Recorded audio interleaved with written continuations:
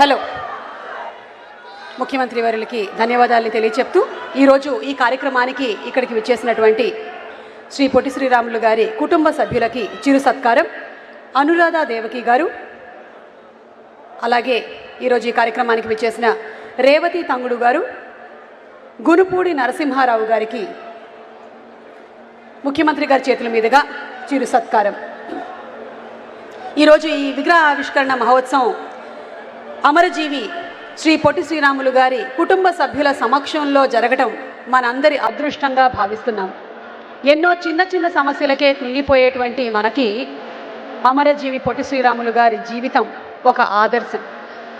దేనికోసం అయితే, ఏ ఆశయ సాధన కోసం అయితే మనం నిలబడతామో దానికోసం చివరి అంచు వరకు పోరాడాలి అనేటువంటి స్ఫూర్తిని ఇచ్చిన మహనీయులు శ్రీ పొట్టి శ్రీరాములు గారు.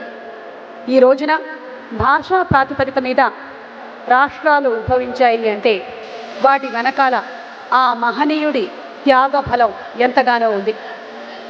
మరి ఆ కుటుంబ సభ్యులు మునిమనవరాళ్ళు ఈరోజు ఈ కార్యక్రమానికి విచ్చేయటం జరిగింది. అందులో ఒకరు అనురాధ దేవకి గారు, మనవరాలు అనురాధ దేవకి గారు, ముగ్గురు మనవరాళ్ళు,